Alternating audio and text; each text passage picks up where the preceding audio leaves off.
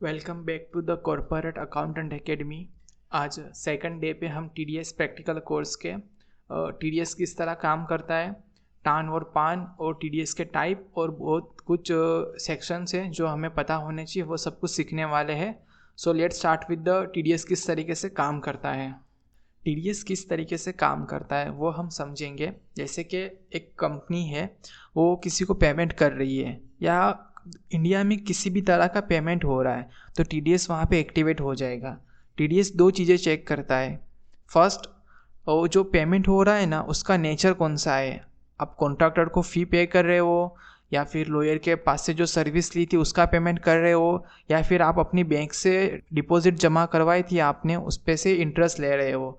तो वो nature of transaction देखता है। और सेकंड चीज़, क्या अमाउंट कितनी है, 10,000 है, 30,000 है या 1 लाख है।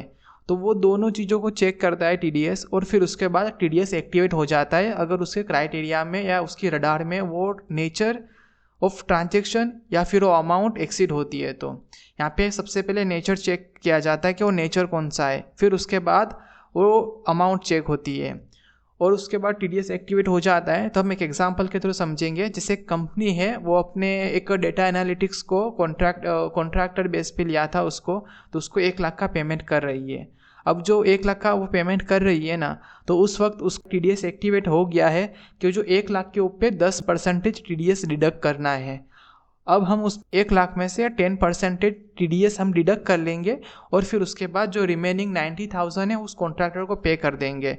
और जो 10,000 रुपये हमने उसके पेमेंट में से डिडक्ट करके अपने पास रखे उसको हम हर मंथ के एंड पे, लाइक जैसे जनवरी का मंथ है तो वो एंड हो गया तो 7 तारीख के पहले हमें गवर्नमेंट को जमा करवा देना है। यानी ये पैसा गवर्नमेंट का है और हमारी लायबिलिटी है।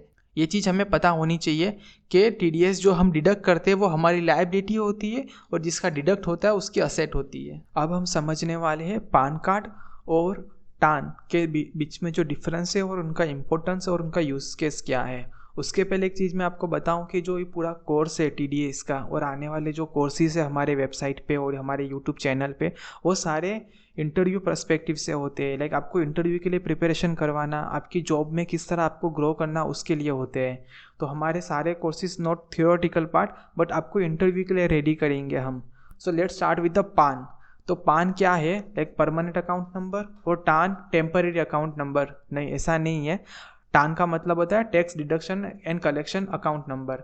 तो जो पान है ना, परमानेंट अकाउंट नंबर, वो किस तरीके से, जैसे आधार कार्ड होता है ना, आधार कार्ड हमारा इंडियन होने पे एक आइडेंटिटी प्रूफ है। इस तरीके से पान कार्ड है ना हमारी फिनेंशियली आइडेंटिटी है कि आप इंडिया में एक फिनेंशियल आइडेंटिटी क्रिएट हो गई है आपकी पान कार्ड के थ्रू। आप अब जो भी फिनेंशियल ट्रांजेक्शन करते हो ना, तो it can be track bye PAN card. PAN card Indian citizen के लिए भी हो सकता है और एनआरआई के लिए भी हो सकता है। पान कार्ड बनता कैसे, लाइक उसका एग्जांपल क्या है।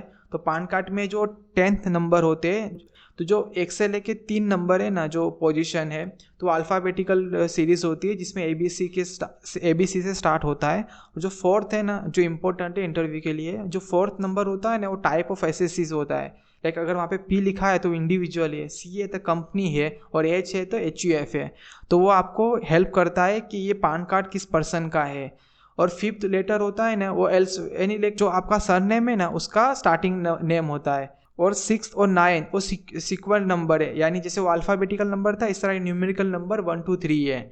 और जो 10th है ना, वो चेक डिजिट है, वो कुछ भी हो सकता है, एफ हो सकता है, जेड हो सकता है, एच हो सकता है। तो इस तरीके से 1 से लेकर 10 तक की पोजीशन होती है पान कार्ड में। और उसमें जो सबसे ज़्यादा इंपॉर्टेंट है 4th पोजीशन, जिससे हम पता कर सकते हैं कि जो पान कार्ड है ना वो किस पर्सन का है, कंपनी का है, एचयूएफ का है, किसी का भी निकल सकता है। आधार कार्ड कंपनी का नहीं निकल सकता है, आप कंपनी का आधार कार्ड नहीं निकाल सकते हो, या फिर आप लाइक किसी लिविंग बीइंग का ही निकाल सकते हो आधार कार्ड।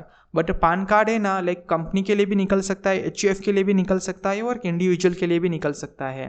लाइक इसका जो की यूसेज है ना, किस में है ज़्यादातर, तो आपको इनकम टैक्स फाइलिंग करते वक्त अकाउंट बैंक में अकाउंट या डीमेट अकाउंट खुलवाते वक्त, या फिर प्रॉपर्टी जब आप प्रॉपर्टी बाय करते हो ना तो उस वक्त, या फिर आप TDS रिसिप्ट करते हो, या आपका अगर TDS कटा है किसी ने तो आपका वो TDS क्रेडिट है तो उसको भी क्लेम करते वक्त पान कार्ड ज़रूरी होता है। इवन आपको TDS डिडक्ट होता है ना तब सामने वाला आपके पास से पान कार्ड मांगेगा ही, तो वो भी एक इम्पोर्टेंट है जो हम आगे चेक करने वाले।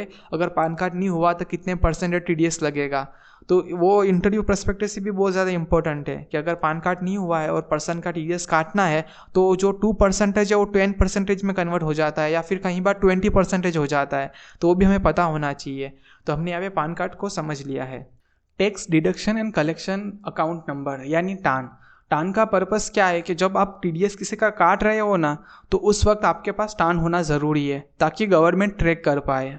तो टान का ये सिंपल सा पर्पस है, और ये इनकम टैक्स डिपार्टमेंट है ना उनको ईजी हो जाता है आपको ट्रैक करना टान के थ्रू। तो टान का ये यूज़ केस है। अब जो टान नंबर होता है ना जो 10 डिजिट का आता है, उसकी पोजीशन हम समझ लेते हैं और मीनिंग समझ लेते हैं जो हमें पता होना चाहिए जनरली। तो उसका पोजीशन में फर्स्ट से लेके थर्ड तक जो पोजीशन है ना वो सिटी या रीजनल कोड होता है। ओके, जैसे MUM है तो मुंबई है, GUJ है तो गुजरात है। जो फोर्थ पोजीशन है ना इनिशियल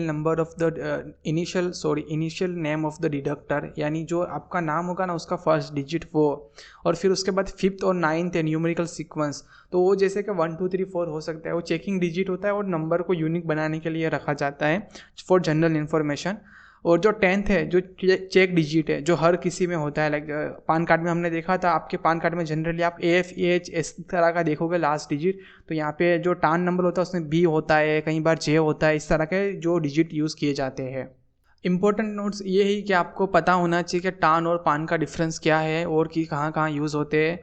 और पान होता है वो SSC के लिए होता है, लाइक यानी जो जिसका आप TDS काट रहे हो ना, जिसका आप जैसे कि मेरा TDS कटवा रहा हूँ मैं खुश तो नहीं होऊंगा कि मेरा TDS कटेगा, बट लाइक मेरा TDS मैं कटवा रहा हूँ ना अपना TDS, तो मेरे पास पान होना ज़रूरी है। और जो मेरा पर्सन है वो काट रहा है ना TDS, उसके पास टान होना ज़रूरी है। और अब हम देखने वाले कुछ सेक्शंस जो जनरली आपको पता होने चाहिए, सभी पता नहीं होने चाहिए। TDS में बहुत सारे सेक्शंस है, पूरा एक चैप्टर आता है। CA में आप BCom में हो कहीं पे भी हो, आपको एक पूरा चैप्टर पढ़ना पड़ता है, बहुत ज़्यादा TDS वास्ट है। मगर कुछ ऐसे सेक्शंस होते हैं जो हमें जॉब के इंटरव्यू में पूछे जाते हैं, इवन जिस कंपनी में हम काम कर रहे हैं वहाँ पर हमें पूछा जाता है, तो हमें पता होना चाहिए कि वो सेक्शंस कौन से हैं। तो जैसे 192 है तो 192B है, 192 और 192B वो सैलरी के रिलेटेड है। तो सैलरी के देखो यहाँ पे 2 चीज़ें, एक नेचर ऑफ पेमेंट है और TDS रेट है, और एक थ्रेशोल्ड लिमिट है। तो जो नेचर ऑफ पेमेंट है ना वो आगे का TDS लगेगा या नहीं लगेगा वो एक्टिवेट कर देता है, और फिर उसके बाद उसकी ट्रांजेक्शन की लिमिट देखी जाती है।